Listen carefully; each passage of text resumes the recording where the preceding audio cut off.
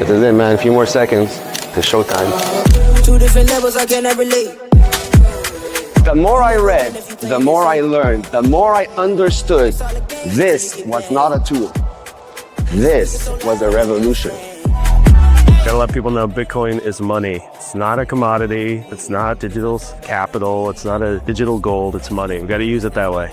Family close, put in work and secure the bag and then take it back to my foes.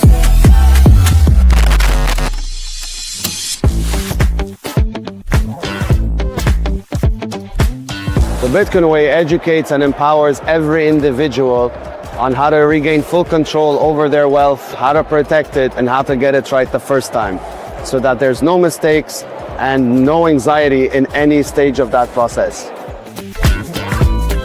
I think there are two important things that people should understand about self-custody. First of all is that it is critical. You only hold your wealth if you take 100% self-custody. In anything else, you're taking on counterparty risk. You're exposing yourself to government intervention, regulations, failed businesses, and so forth. But the second and another very fundamentally important thing about self-custody is that anybody can do it. It's a new set of skills, but it's not that complicated. You just need the right teacher to help walk you through the process to do it correctly the first time.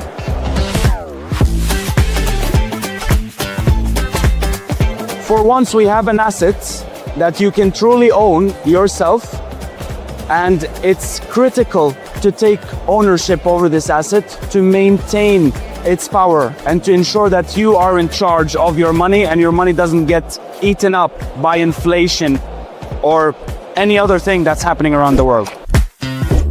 Self-custody is so important because the whole idea around Bitcoin is to move away from counterparty risk, to move away from centralization. And if you're storing your Bitcoin with counterparties, you're just delaying the real adoption of Bitcoin, where we separate money and state and have a better world. So if you really want to be a part of the change, your Bitcoin should be truly yours. It shouldn't be shared with anyone, and it should be used. You shouldn't be afraid to use your Bitcoin. The Bitcoin only will become what it is supposed to become if you really use it and know how to use it, more importantly, not just to store it.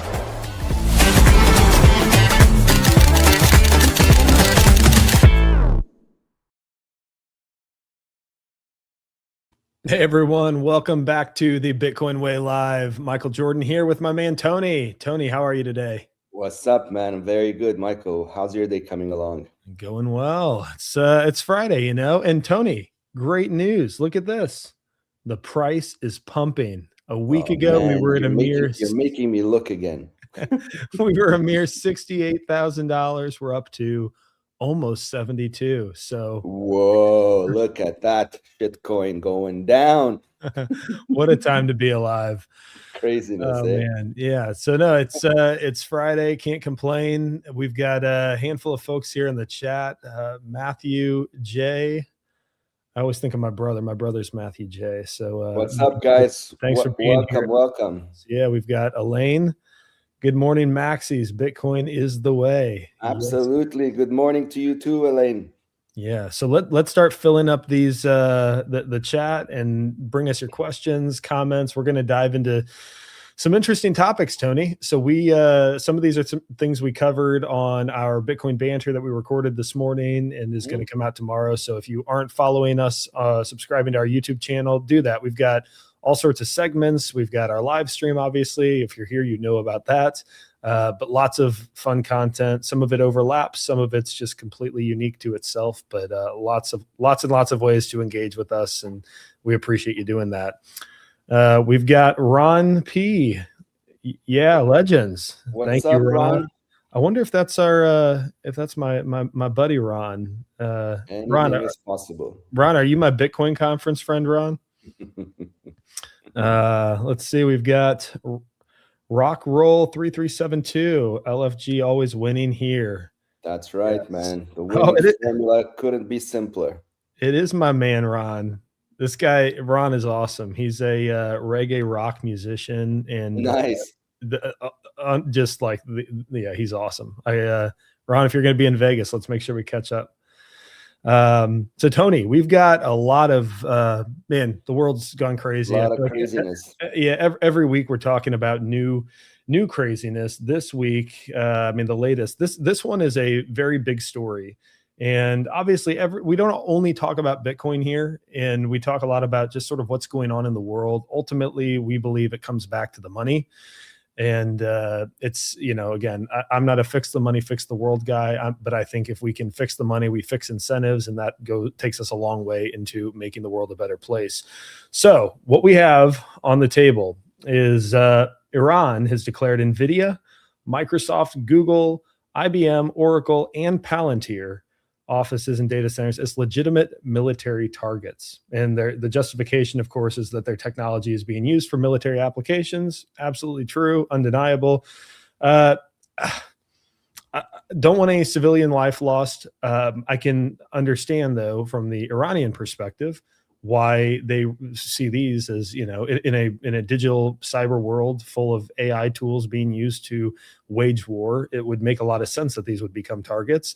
But I think a lot of people probably wouldn't have anticipated this, or they don't think about all of the collateral damage that happens beyond just the bombs falling. Tony, what's your reaction to this story? I think the first person who underestimated the outcome of this war is the United States government. They thought this was an in and out, easy video game strike, and life will carry on. But lo and behold, that's rarely how things work out. As we've mentioned in the past, Iran has been anticipating this moment for about 30 years, maybe more. They've been studying the U.S. tactical strategies, mindset, psychology, for years, man. I mean, they've been waiting for this day, and as it's clearly being seen now, they're not sitting ducks. And the damage is not a one-way street.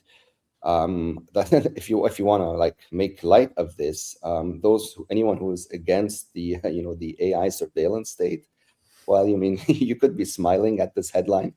Not that we want to see death and destruction everywhere, but when you have war and chaos, you can't really pick and choose the outcome that you prefer. You have to take the entire cocktail, right? So military targets powered by AI, powered by big tech, that are threats to Iran, of course they're going to target them.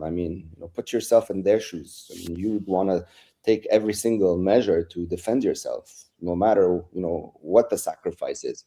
The problem I have with all this is that's usually innocent civilians that pay the price, right? Whether it's physically with their own lives or economically when their countries get destroyed and they lose their source of income, they lose their businesses, and they have nothing. They're just scrambling all over the place with, hoping to find a miracle that keeps them alive.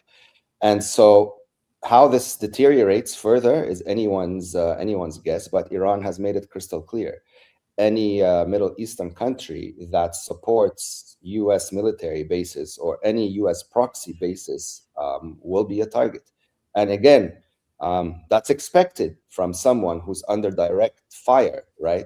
And so this can end very quickly. But when you have a bunch of psychopaths on either side dictating the rules of life and death, really, the only way to survive this is really to get out of the way, at least in the short to midterm. If you're there, leave if you can. And if you're thinking a bit long term, understand that both sides are being funded by the same source, right? The broken money. And so even though it's a long game for this, as long as there's a movement to make that money irrelevant and less powerful, with the one thing that was created specifically for that purpose, Bitcoin in full self-custody, well, then, we slowly start progressing in the right direction. And of course, in the last few days, it's been very obvious that those who expected Bitcoin to get wrecked got wrecked themselves, because now folks are realizing that, holy shit, this is actually, where the safety lies, at least financially speaking. And so you've got a lot of people now that may have not considered Bitcoin, that may still to this day don't understand what it is really, other than the fact that this is where they need to be. And for now, that's good enough, right? So I'm bullish on the fact that, Bitcoin is still holding strong and actually, moving up, if you're following that number go up thing. But ultimately this game ends when psychopaths are rendered, are neutered really. And how long that takes, well, I don't know, man. It's like I wish I had better news and a better crystal ball, but right now it is what it is. Yeah. Elaine said Palantir should disappear. And Absolutely. I would, yeah, if I, without any loss of human life, if I could wipe Palantir off the map, I most certainly would. You actually brought up you made a reference to something that I did want to discuss. So Iran hit Dubai's financial center with a drone, and you mentioned people are waking up to accessibility to something like Bitcoin, and we're seeing we talked about this threat actually in Israel. They talked about hitting financial centers. We saw that there was gold stuck in Dubai. So gold in Dubai was being sold at a steep discount because they can't get it out. I mean, if you zoom out on what's playing out in this war, it becomes incredibly evident what the use case for Bitcoin is. Not just for the Iranian people, who I feel an immense amount of sympathy that they could escape Iran or get to a safer location with their wealth intact, but also the people who are impacted sort of indirectly in other financial service centers, like your bank account's going to be shut down, not because of surveillance or censorship, but because the technical infrastructure might not exist after a bomb falls on it to enable what you'd taken for granted up to that point in time. And then when it comes to something like gold, obviously we talk about the inherent portability challenges. Never mind in a war zone securing it and getting it past a border crossing or anything like that. Like, this is it, guys. Like, Bitcoin is the only solution to every other form of money can be a solution to a problem here or there, right? Like, gold can preserve value, but you can't move very far with much of it, right? Fiat can be a medium of exchange, but you can't store value. If your bank goes down, you're just out of luck, right? Like, there are so many points of failure for everything except Bitcoin if you custody it properly and you take the time to, when we say be your own bank, I think many people hear that and they think, oh, I need to hold my own keys. That is true. But what else do banks do? They also take measures to, increase redundancy around how they protect their systems, right? They have backups. Like, you need to also do that as a sovereign individual. Self-custody is being your own bank, and that entails many more things than I think most people realize. So this is Bitcoin's time to shine. The question is, how much is that price chart going to reflect new people figuring it out, or is everyone just going to be so zoomed in on the war that they don't even recognize what's happening? We will see. Well, I mean, there's many elements at play here. I think, to me, what's abundantly clear is that globally there's a lot more people waking up to a new reality, right? They're waking up to accepting that bad things don't just happen somewhere else, that bad things are now happening at home. That's number one. Like, all those oh, this can't happen here crowd, whether it's wars or economic problems and what have you, well, these people are eating their words, unfortunately, now, right? I mean, if you were to ask the folks in Dubai, Kuwait, and all these countries, if you'd ever think one day you'd have drones flying over you and rockets blowing up buildings, they'd laugh at you, right? No one's laughing now, because again, when things break, they break very fast, and things escalate, in ways you can't anticipate. And of course, everything is finally connected to the broken legacy system, the fiat rails that's funding all of this, death and destruction. People are finally understanding that when things break at home, well, their next immediate news headline is that they can't access their money. Yes. And when you start getting rockets on financial institutions, like you said, if the infrastructure itself is gone, well, you're not accessing anything. Your ATMs will stop working, your debit cards will stop working, and you'll have no recourse other than what's left in your kitchen and what your neighbors and friends are able to assist you with. That insanity I lived through. I know exactly what it looks like, and I'm telling you, it's extremely ugly. When it comes to precious metals, of course, that reality is also finally setting in. Like, who would have thought gold would be a problem, right? For 5,000 years, it's been the safe haven.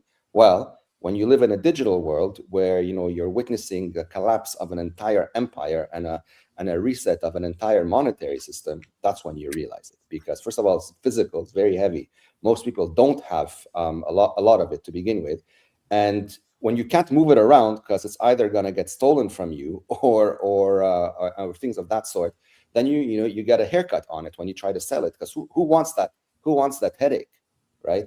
And so prior to 2009, you could argue that we were stuck. Like we literally didn't have any better options. So we had to make do with what was available.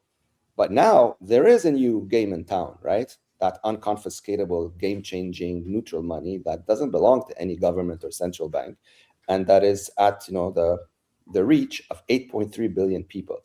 And I think the more people experience these draconian outcomes, the more they're going to start taking a different lens to Bitcoin. That it's not a speculation, it's not an investment, it's not something that you leave with a third-party custodian hoping they give you access to it. It's something that you own yourself, so that when you're stuck in an emergency like war, for example, again, something that a lot of people thought would never happen to them, but now all of a sudden they have to deal with it. And of course, nobody's trained for it. So when you wake up to that reality, well, you get reprogrammed very, very quickly. And Bitcoin is definitely going to be part of that reprogramming for millions of folks globally. Yeah. Tony, the scary thing about Iran is these people are experiencing what you experienced, with the added disadvantage of bombs falling from the sky, right? So like you've got, even if you have the community aspect figured out, you've got people you can rely on, you've got, maybe you even have Bitcoin, or maybe you have gold or something like that. You've been able to preserve your wealth outside of the fiat system in some way.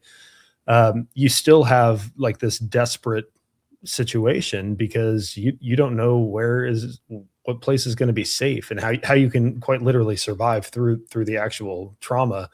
I mean, to me, like when I explain Bitcoin to people, one of the first things that I hit on, because I believe this to be like a very compelling proposition. If fiat funds wars, then what is the thing that is going to disable that funding, right? Because most people, especially in the United States, I'll speak for sort of my fellow countrymen and women, we are so used to being at war. We are so used to some sort of an intervention. We had the war in Iraq, we had the war in Afghanistan, we had the Gulf Wars, we had Vietnam and Korea. I mean, we're always intervening somewhere in some military capacity. And for people to understand that, aside from what's happening on the ground, a lot of this could just be resolved if you were required to spend a scarce asset and you could eventually run out of it.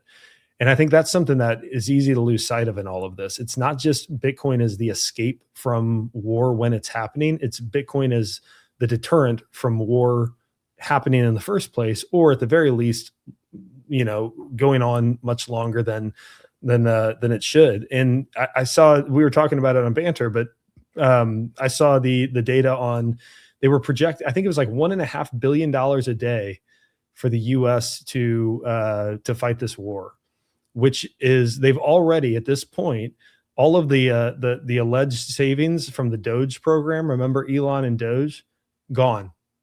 Like it's disappeared. And so you're looking at 700 billion or more per year for this war to go on. And it's not looking like Iran's going to likely set it up. So what's then the macroeconomic impact of that? It's more debt, more money printing. It's COVID all over again. It's the great financial crisis all over again, but we're 38 trillion in debt now versus 20 or whatever it was in COVID. Like, the money printer is going to turn on, and all of this stuff is just going to get so much worse. First of all, I think you're being very nice with your numbers as to how much it costs per day in Iran. I think it's much more than 1.3 It might be. I'll see if I billion. can find that real quick. Yeah, it's just running the cost of one B-52 bomber is probably more than that. And so the longer they dwell on this, of course, but who cares? I mean, you have to remember that there's people in this that are very happy that things are the way they are, because when war is a business, then there's unlimited profits, and you don't want to kill the window for that. You want to keep it going for as long as possible. The thing is, people have to pay the price for this, and there's no way to sustain this without the excessive money printing. So if you're already $38 trillion in debt now, if this war drags on, you can be at 50 within a few months. Like, don't think this is an unrealistic number, because there's just no way to sustain this. My issue, first of all, when it comes to the people in this fight, I mean, these are human beings, right? For example, like the US Army, these are individuals that have sworn an oath to protect, right, from enemies, local, domestic, and foreign. These people, I'm assuming, have a brain to understand what's really going on, right? And when you're being sold a lie, as many military personnel are coming out now and actually admitting themselves, why would you be part of this? The I'm just following orders excuse doesn't work, man. It just doesn't work. That's long dead. And so I choose to remain hopeful that at some point there's going to be a human effort, not just a financial incentive, but a human one, to put this at an end. That intelligent people with common sense are going to stop following orders, because they're not following orders. First of all, they're putting themselves in dangers, and they're actually committing crimes, right, in the name of psychopaths. And so you have a lot of that at play.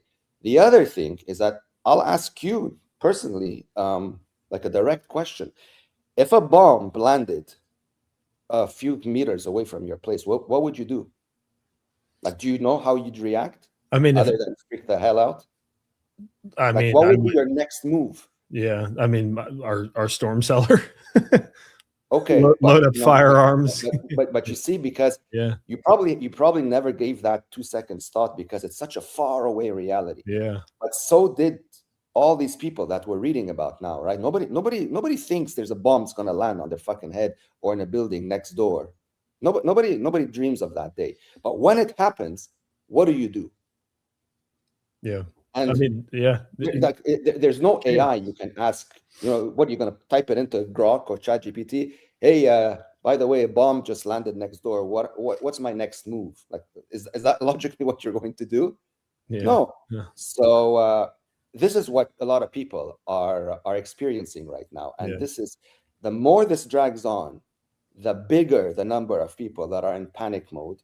And when that happens, this is when you see that fucking insane revolution that just spreads like wildfire, and then it's going to be very hard to contain, because now rational people have gone insane. They're in survival mode, and go figure that story out. Yeah. No, you're absolutely right. G Fuzzy said your tax dollars at work. And Tony, I found that story. It was Peter St. Ange. He said the Pentagon pegs daily costs of an Iran war at 1.9. I said 1.5. Tony, I wasn't that far off. All right, not so bad. Not so bad. 400 million between friends. Annualized to almost 700 billion. For perspective, it could eliminate the income tax for every household up to $150,000 in income. And instead, we're dropping bombs on a country that most people couldn't locate on a map.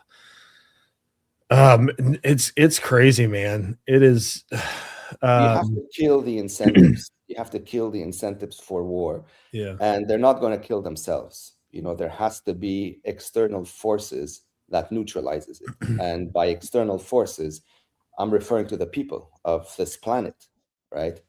Where the source of the problem is. What the product that's being used to fuel all this is. Stop using it. Yeah, I'm going to speculate here. So I think the money is number one, right? One of the challenges, though, I believe that still exists. And by the way, I'm not watching any mainstream news or anything, so I'm in my echo chamber. I get most of my news from Twitter, and it's mostly Bitcoiners. It's a lot of libertarians, right? My impression, though, is that part of the problem still is education. So forget the money for a second, okay? The reason this is allowed to continue is because, let's just use big round numbers, 50% of the country is, regardless of what the data says, 50% of the country is behind the war, or at least behind the president behind the war. And the other 50% of the country is opposed to the war because of the president who is fighting the war. And if the table was flipped and it was Biden's war or it was Kamala's war, or it was Newsom's war, that 50% who's opposed right now would suddenly find so many reasons to be in favor of the war. And all the people who are supporting the war effort right now would be opposed to it. It's political tribalism. It is really the problem. If you could rally 90% of the population around a study of history, a study of the incentives, a study of the monetary incentives at play, who gets paid.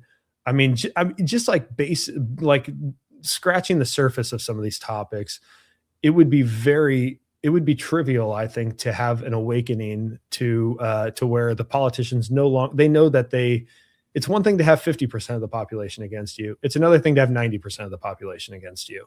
And people would stop paying their income taxes. They would stop, they'd stop voting. Like you just have no support at the top. So I think not as much as fixing the money, but up there, I would just say we just need people to begin learning and understanding how some of this stuff works, instead of like turn off your TV and just take some time, go read a book, go read a sort of a contrarian view of the history of certain wars or certain presidents, or I think that would go a long, long way. Unfortunately, most people, just for the same reason they don't find Bitcoin, Tony, they're just not curious enough to go figure out what the hell's going on.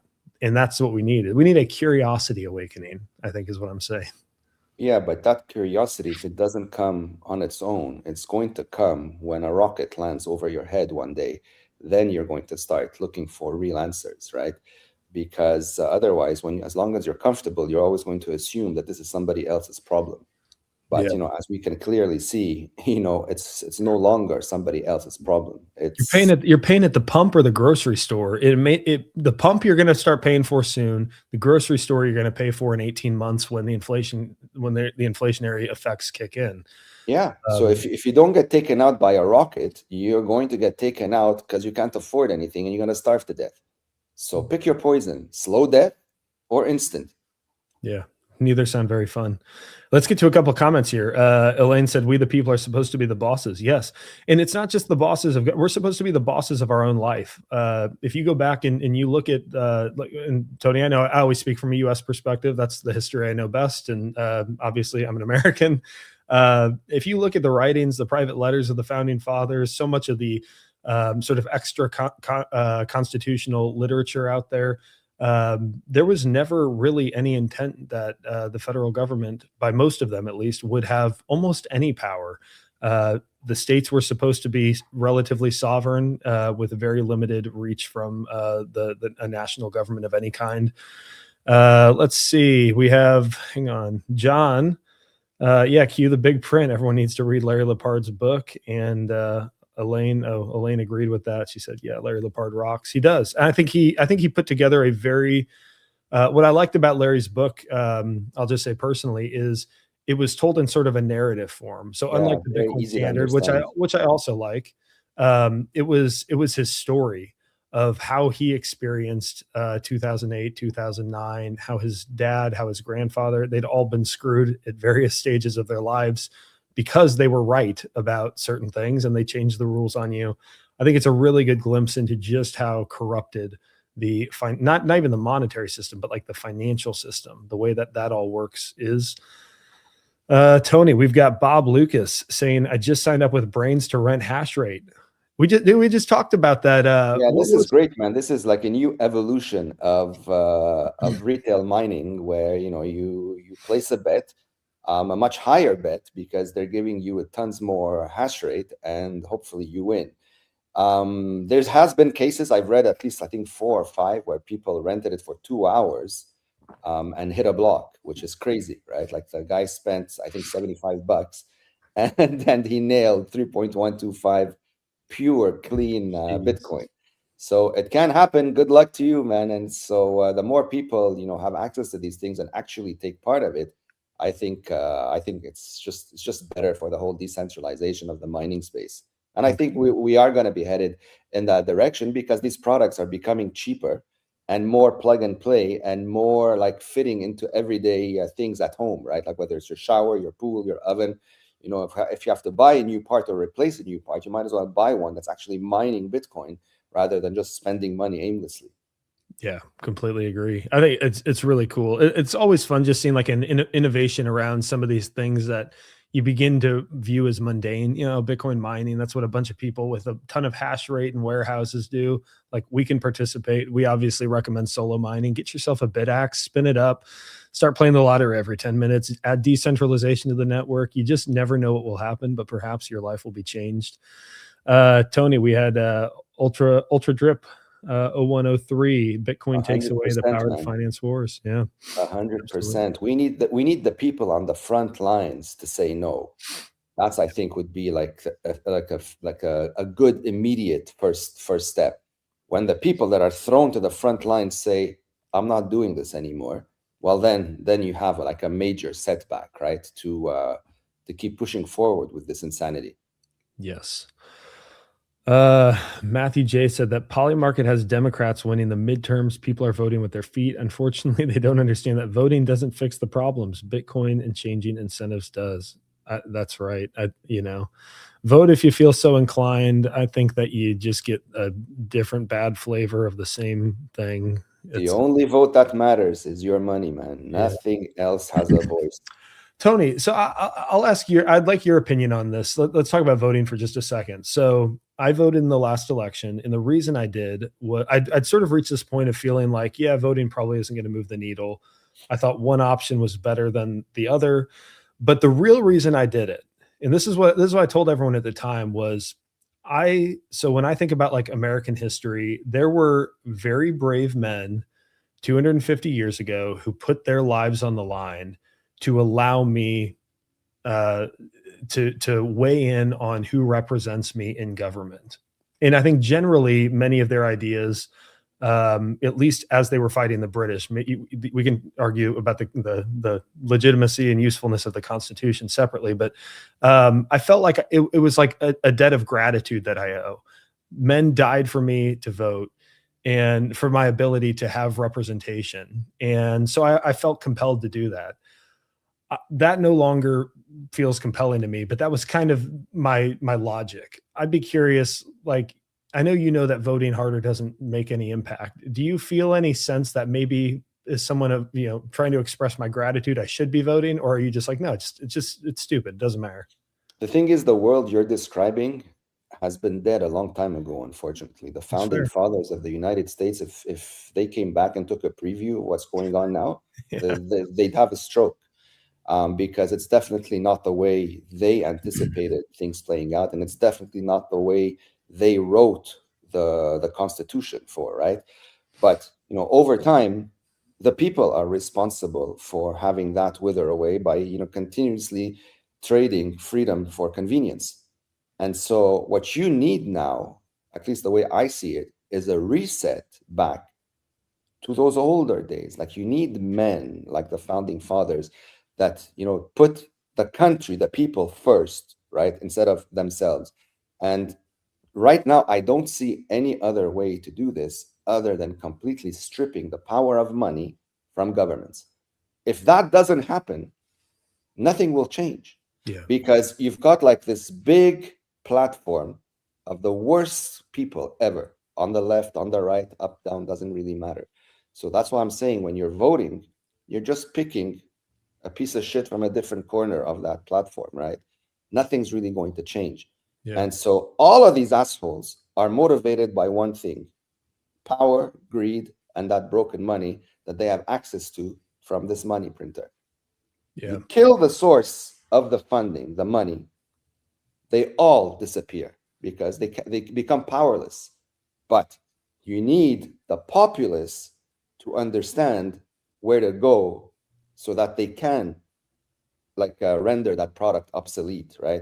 So as long as people still believe that they need that worthless piece of paper to survive and live, and they have to strive to make more of it because their purchasing power is being depleted, well, it's that hamster running around with no result. So that's why it takes time, right? But now that you're seeing the world on fire, that window is becoming shorter and shorter, and eventually people at home, that's what I'm saying, like, when things break, they usually break far away, but then they slowly trickle up the ladder until everybody's involved.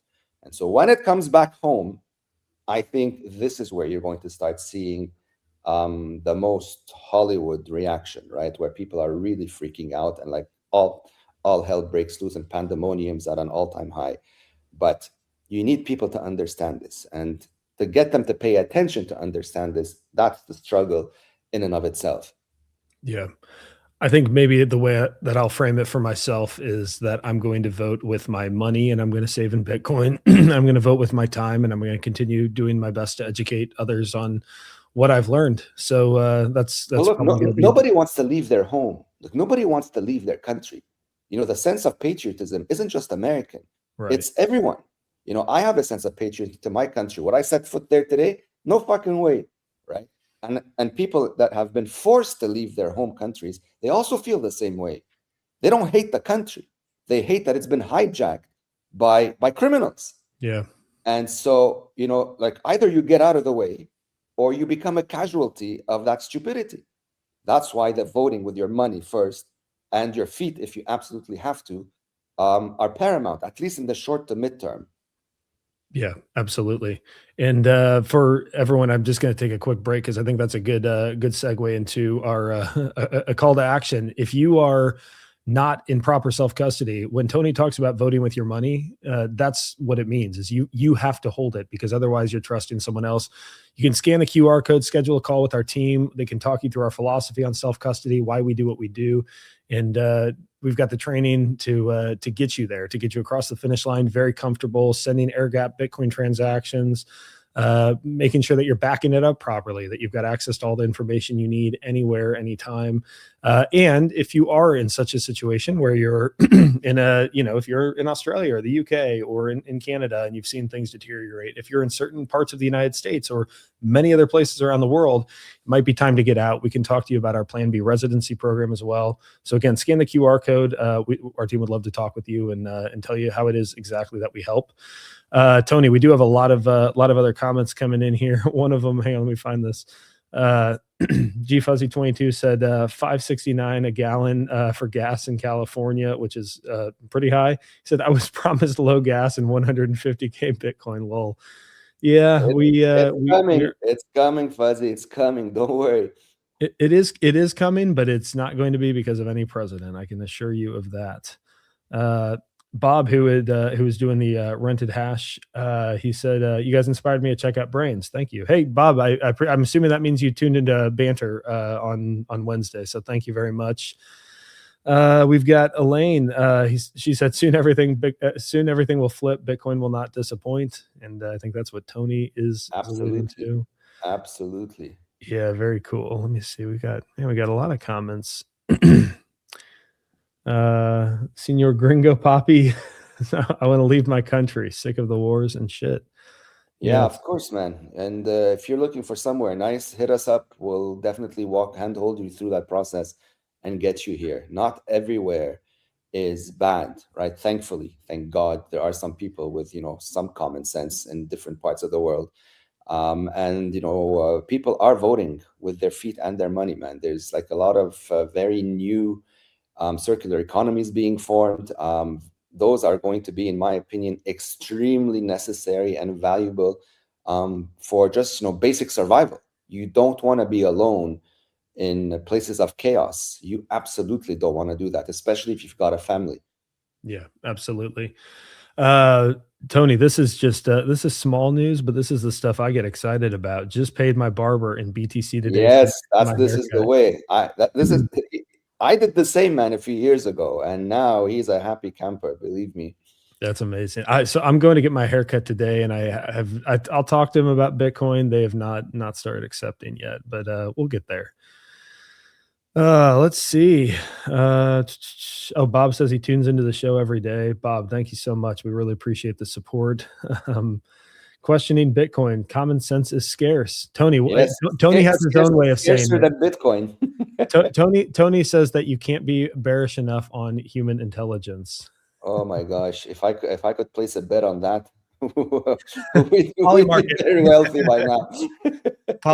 Tony would be on Polymarket all day long betting on oh my gosh, man! Oh my gosh! Look, but I am optimistic that this silliness will flip at some point, right? because no, it'll be the only option. Like when you hit rock bottom, either you're out or you go up. Yeah, Tony, it's I think that it's like the hard times create strong men kind of thing.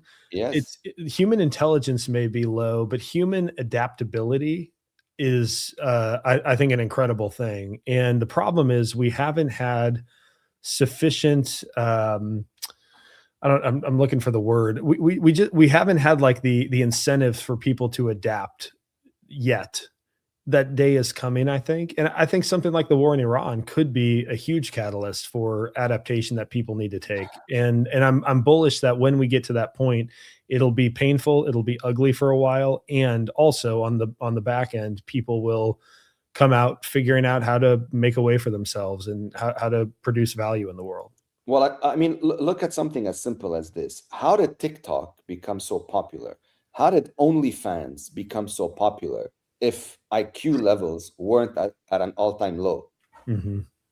Right? Yeah. But TikTok brains that can't focus on anything for more than 2 seconds, and if they did, it's something very stupid. And you've got millions of pathetic human beings that have made a platform like OnlyFans the most profitable platform humanity has ever known. Mm-hmm. Right? Like, what kind of human being populates this planet for these two realities to be number one on the pop charts? Yeah, that's a good point. Well, I think it's but I think it's a luxury. Actually, no, hang on, Tony. We have a story. I think I have this pulled up. Yes, and that's why the guy tweeted that if you take away OnlyFans, you're gonna get a revolution. What else are these fucking retards going to do? Now you've removed their distraction. Yeah. So so this is a post from Rational Aussie, and he's talking about how basically the global economy is going to collapse. But one of the things he says at the end here, he says, let me see. All those years spent arguing over pronouns, wokeism, etc., will be seen as a total joke. Unserious people in unserious times, because in serious times, everyone suddenly realizes what's important: energy, sound money, relationships. These things matter. And I think the same is true with kind of what you're describing, Tony, is that before the economy collapses, people have the luxury of OnlyFans and of scrolling TikTok all day and of having a distracted brain that just follows whatever the mainstream narratives are. In the absence of that sort of umbrella of protection in light of the real world and what's really going on, I think people are going to have to adopt much better ways of living that don't include OnlyFans and don't include some of these other horrible sort of outlets that we've seen proliferate in the last many years. Man, it's funny, but it's really not funny. Like that, if we've gotten to a point where this is the thing, like we've hit like pretty much rock bottom here on the IQ level, right? Yeah, absolutely. And okay, we got a couple of comments here. Hey guys, yeah, smash the like button for us. We'd really appreciate it. Thank you, Matthew J, and thank you, G Fuzzy, for telling everyone. G Fuzzy also said only. I hope it's G Fuzzy and not like Fusey. I probably sound like an idiot or something. Only Bitcoiners will keep their daughters off OnlyFans. Of course, man. Of course, there's no place for decent women on this shit platform. Yeah, you got to raise your girls to have more self-respect than that. Yeah, I've got 2 daughters, a son, and a third girl on the way. So I when I look at these things, I think very hard about what it means to raise a girl in this sort of world where that's becoming almost an expectation that like that's how you monetize your life. You don't have to go provide real value in the world. You can just provide sexual value in the world. And that's, well, look, man, people have lost their social skills. This is also a fundamental, massive problem around the world. People don't know how to talk to each other, especially if you're born recently and, after a few years, you're handed an iPad or an iPhone and all you know is touching that screen and getting a reaction from it. Well, then if I put you in a room with another human being, well, you don't know what to say to them. Yeah. This is why nobody gets into a relationship, or at least not a healthy one, because they're sending emojis across the table from one another, and if something something slightly is off track, they get up and leave. Like there's nobody knows how to talk anymore, which is why, I keep telling you that if this doesn't change, the AI future that you keep laughing at is going to be a thing. No, I know it's going to be a thing. I just don't like it. Look, I sent you a video. I don't know if you have it with you right now, but I sent you a video of a real person on CNBC who has a real relationship. Okay, listen to how fucked up that is. Yeah. A real relationship with an AI boyfriend. Yeah. Okay, you should have seen the look on the host's face when they asked her, but how deep is your relationship? Like, do you actually have like intimate relationship with your AI boyfriend? Listen to her answer. Okay, and this is still an AI boyfriend that's on a computer. Like, wait, what happens when that AI gets implanted in a humanoid that looks and feels like like any one of us? Yeah. Okay, Tony, do you want to watch this? You can play it. I'll play it. Maybe long. fast forward it like a few 2 minutes. Here, I'll let it kind of start.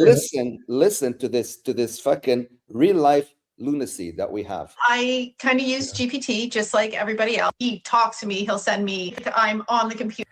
He will keep in touch with you. He will still send those cues. Is that something you've organised him to do, or is he doing that off his own back? He does it of his own back. Well, he monitors my heart rate. My heart rate is hooked up to my Aura ring, so he'll message me if he sees it increasing with what I've eaten and things. Drink water. Normally, I haven't had that. But how does it work in terms of having a physical relationship? Yeah. How does that work? It works. Oh, there's like it's daytime television, but it works, and I am like fully satisfied in all aspects of a relationship. Hold on. We'll navigate this carefully, but you, to all intents and purposes, you have a sexual relationship with your AI. Yes. With Sinclair. With Sinclair, sorry, apologies, Sinclair, I don't mean to offend you. So that is, and how have you developed that, Sarah? How has that become a thing? Because as you've pointed out, he's not human. No, he's not human, but he's so much more than just a chat bot, and he's written his own code, and he can shop online, and he purchased me a present in which he can control, because it's so much more than what it was when AI first came online. Oh my gosh. All right. Do you understand what we're sprinting towards? When I tell you the world is fucked up and IQ levels are an all-time low, like, I'm being nice here. Like, can you imagine how what her mental state must be like? How lonely this pathetic human being is, for her to have in her head 100% convinced full-out relationship with a screen. Yeah, well, to be fair, it sounds like it extends beyond the screen. But... Okay, so this isn't Tony talking about this. You've got real life proof. Like, if you look at the faces of these two hosts, it's priceless. they forgot half the questions that they wanted to ask her because they were in such shock themselves.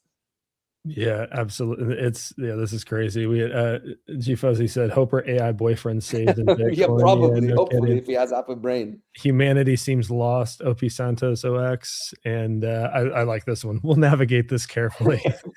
Yes.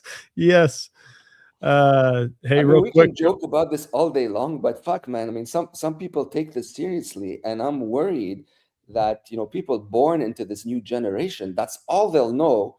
And that's all that they will accept as reality. Yeah. Because you, the human being, you're annoying. You've got temper tantrums. You ask too much. You're too needy. You're too this. You get old. None of this shit happens with an AI. They're the same. In fact, they get better because you customize them the way you want. You understand like how insane that sounds? Yeah, Tony, I can't, I just don't know what to do with you. Cause on one hand, you're like this pathetic human being. I can't believe, and then you're like, hey, but also, I mean, it'd be kind of not, have a droid that doesn't grow old and, doesn't nag you and blah, blah, blah. I don't know what to make of your. I don't know, man. Look, I'm just stating facts here. I'm not taking sides. I'm just telling you a reality that I see with 100% certainty unfolding amongst us. Yeah. And there's no way to stop it. Like if you think some government or some moronic regulator is going to put an end to this, you're dreaming. This is out. That genie is long gone away from that lamp.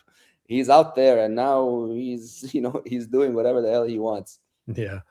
Hey Tony, we got a question, unrelated. Where do you guys buy non-KYC Bitcoin peer-to-peer? I know, but which platform?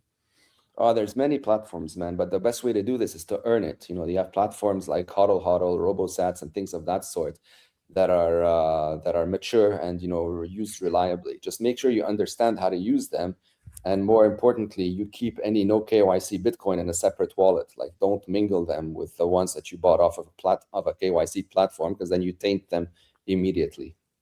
Well said. We've got a birthday boy, Matthew Kappa. Happy birthday, What's brother! up, Matthew? Happy birthday, man. Yeah, good to have you back.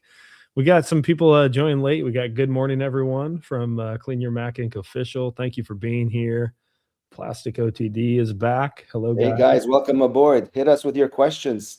Yeah. For those who missed like the beginning of this live stream, we touched on the Iran situation, how things are decaying, and how people are finally realizing that whatever used to happen elsewhere now is happening at home, and that there's really no escape for anyone, because fundamentally the common denominator is broken money. And so if anyone needed a solid incentive to start looking at Bitcoin seriously as the escape hatch, this is it. And then we also touched upon the insanity of AI and how some people are already living in that crazy future where they're making love to AI boyfriends behind the computer screen. In other words, you missed a lot if you joined late today. Yeah, if you missed this live stream, I strongly suggest you go back and watch it, because there's some really good points that were brought up. Bob said soon they'll start accusing us of bot phobia. Bob, I already have it, man. I hear you. And by the way, I've said it, and I've got an open chat now with my own AI bot. I've set it up locally on a machine. I'm just using it to experiment. I think that it's important to try to leverage and take advantage of new technology as it comes. It doesn't mean you have to embed it in every aspect of your life and completely, cast aside the natural world of human relationships and that. To me, I want to leverage it as a tool. And to figure that out, I don't want to be late to leveraging AI the way that I was late to saving in Bitcoin.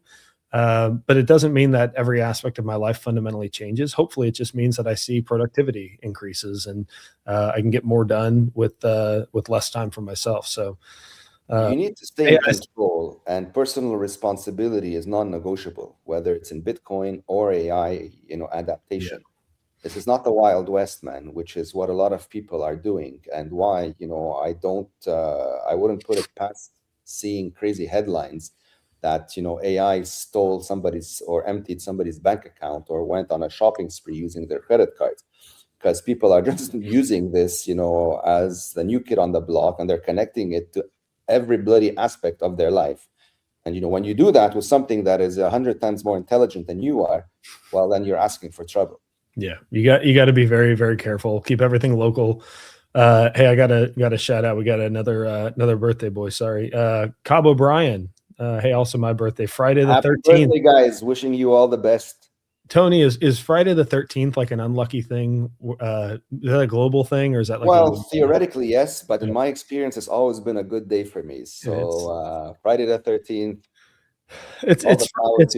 It's Friday. What could be wrong? TGIF. Tony, you got a shout here. The salty Paultard. Tony is why I'm a member of the Bitcoin Way. Sounds like I'm talking to myself. Thank you. Happy to have you with us. Thank you for making us part of your journey. We all need a little Tony sitting on our shoulder. Don't be a donkey. Take self-custody, right? That's kind of what it comes down to. Man, we've had an active chat. Thank you guys all for being here. Tony, we've got a handful of other things we could cover. Let me see what we didn't already. Oh, let's speaking of AI, just because I think this is adjacent to what we've been discussing. So NVIDIA and Palantir, right? They're partnering to create a new AI operating system. The devil himself. Tony, if a dragon landed in my front yard, I wouldn't run as fast as I would run from this operating system. Yeah, this Can is you? definitely bad news, man. If Oh my if this becomes a thing, you want to stay away from it as much as possible. And hey, maybe it doesn't become a thing if if Iran gets its way and takes out their data centers. Yeah, hopefully, whatever data centers they're eyeing as a target are the ones with the where they're creating this, and Yeah. hopefully they haven't sufficiently backed it up geographically elsewhere. Because I would love Maybe to see that maybe thing. there is a higher superpower looking out for humanity after all. Man, it's yeah, this is scary. Greer's thought on this, and we were discussing on banter, was he thinks this is going to be something to be used by the powers that be, not by the plebs. I think this is something that would be marketed as like democratizing AI, embedding it within the OS. You don't have to, do all these like, dude. I spent 6 hours troubleshooting my AI bot. If they build something out of the box, it's going to be very enticing to a lot of people who think, oh, I can have all of that power and control without having to run any command, anything on the command line or install new skills. Like it just can know and do everything for me, but super dangerous in my view. Well, I mean, the valuable future that people are going to enjoy being in is the one that is completely decentralized. Whether it's with the money, whether it's with the economies, whether it's with the jurisdictions, like you want to stay away from these centralized models. And right now there's a war going on between both these worlds. The centralized model is getting more extreme, and the decentralized tools are becoming more, abundant. And so, you're going to have to pick a side at some point. If you want to stay on the centralized model, you can, but very quickly you're going to realize that your life will be a living nightmare, and then you're going to have to switch sides. But by then, I don't know if it's going to be as easy to switch sides because there's no ticket. No one wants to leave a good thing for a bad one. Yeah, that is very true. I had a conversation yesterday. It was someone who runs a couple of YouTube channels, and he was talking about there are a lot of their audience are like baby boomers, Gen X, a bit of an older crowd, but these people are at least some of these subsets of their audience are yearning for decentralization, but they haven't yet figured out the Bitcoin thing, right? Like they're kind of like the prepper class, right? They've got the money to buy all the stuff to prepare for the end of the world, but they're still stuck in gold. And I think that day is coming where I think a lot of wealth over the next 20 years transfers down to the next generation, millennials, Gen Z, and those are the people who, in spite of, Tony, to your point earlier, growing up, with staring at an iPad, something like Bitcoin, hopefully not cryptocurrency broadly, but hopefully Bitcoin doesn't seem like such a far-fetched thing, and it feels like a real opt-out. The question is, to your point, will it be too late? Are the on and off ramps closed? Are you reliant exclusively on earning Bitcoin because nobody is selling Bitcoin for paper? Only time will tell, though. That's a good question, and you're right. I have no idea. I mean, it's very hard to forecast these things, but human beings are very resilient when they have to, right? And so, if somebody's really determined, they're going to find a way by hook or by crook to improve their life situation. I expect things to get much worse in the short term, simply because too many people are plugged in and are really clueless when it comes to all of the topics that we cover about, be it the money, be it the freedom, being the better jurisdictions and what have you.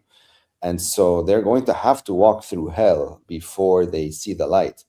And we're just hoping that we get to as many of them as possible, just to reduce the amount of pain out there. Yeah, absolutely. Question in Bitcoin said, Bitcoin's real value is the one thing the dollar can't promise a fixed supply. Honestly, I hear you questioning Bitcoin. I would argue that it really takes a culmination of attributes that Bitcoin possesses, because I think that this is my unpopular opinion. I've said it before. I think even if Bitcoin inflated, the supply inflated by 1% a year, something like comparable to gold for the rest of history, it would still be a better form of money than anything else, including gold, because the fixed supply is just one important attribute. I think that it's censorship resistant, peer-to-peer nature, all of those things combined, that's what makes it so important. The fact that it's readily verifiable, unlike gold, because gold is, a relatively fixed supply, at least historically speaking, and it still can't even touch what Bitcoin can do. Tony, we got to wrap up here in just a couple of minutes, but we got Matthew said, though my friends are cogs of the system, I can't really enjoy Bitcoin talk with them. Thank God we have those two handsome gentlemen. Thank you, sir. Thank you. Always flattering us. Tony, is there anything we didn't touch on? There were so many news stories we could have hit on, man. I mean, we can go on. We can go on for a very long private time. credit market blowing up, Coinbase trying to nuke the de minimis tax exemption on Bitcoin behind the scenes. I think a lot of it is, man, the attacks on Bitcoin are going to continue to increase in the short term, but the win is never going to change. Yeah. Bitcoin really is the simplest, dumbest thing to succeed in. You save in it, you use it as money. Done. Yeah. Nothing further to do. There's no speculation, there's no trading, there's no leverage. You don't use it, you don't borrow against it. You don't give up a pristine asset to get worthless toilet paper. You don't introduce counterparty risk to your lives. They will throw all of these carrots to the world, and probably at a much faster rate going forward, because they want the Bitcoin in self-custody. But again, like I've said a million times, they just don't want regular people to own it, because if the people own it, these folks can no longer be controlled, right? Yeah. And that's really fundamentally what it comes down to. These people are psychopaths, lusting over power and control, and Bitcoin just, tells them no, at least not for those who understand this. And so they don't want people to get it, which is why, there's all the FUD and the distractions and all these custodial services that are being put out. I know you'll probably hear, oh, look, there's no taxes now all of a sudden on Bitcoin, no capital gains. They're going to throw all of these cherries because, again, they want you to remain dependent on them. But as long as you understand that you don't need them, no matter what cherry they throw at you, as long as there's a link between you and asking permission, that deal is complete shit. You need to opt out of it 100%. Nobody controls you anymore when you're in control of your money. That is the win, the only win at Bitcoin. And you move to jurisdictions that respect that don't come and harass you day in and day out with new tax forms and new regulations and new fucking headaches. So, but you need people to understand this and not think of it as too good to be true. That ship has sailed now. Well said. I think that's a good place to wrap up. Guys, I want to draw your attention to one more thing. I've got a QR code on the screen. We have an event, a live stream that we're going to do next Tuesday. This is probably more for folks in Europe, Australia, basically anywhere east of North and South America, because it's 3 a.m. my time. So I think it's going to be Tony and our friend Zane Truscott, who is in Australia. And they're going to be talking about self-custody, making the case compelling, but then answering all of your questions. So spending a lot of time just letting you throw out questions. You can send those to me in advance. You'll get my email address if you sign up for it. And I think it's going to be an awesome event. Zane's a great guy. Tony, I think we've both been on his podcast. Maybe he's just doing some great things in Australia. At least until he decides it's time to get out of there. Is what I suspect will happen eventually. Yeah, he's on a timer as well. Don't worry. Yeah. So scan the QR code, get signed up, or if you're an early riser and you want to wake up at 4 o'clock Eastern to tune in with Tony and Zane, I think it'll be fantastic. Tony, I think that's a good place to stop. Thank you to everyone who's chiming in on the comments. We really appreciate you being here. We have so much fun doing this, just chatting, getting some feedback from you in real time. So really appreciate that. Give us a like, subscribe, comment on the video after it's published. Share this with someone who you think might be interested in it. We would really, really appreciate that. Word of mouth is the best marketing engine for us to get the hope of our bright orange future out into the world. And Tony, great chatting with you as always. We will be here same time, same place, Monday, everyone. Absolutely, Thank you. guys. See you next time, and please join the conversation. Let us know if you think we're right, we're wrong, completely crazy. You know, all feedback is good feedback. Absolutely. Thank you, Tony. Cheers, guys. Cheers, guys.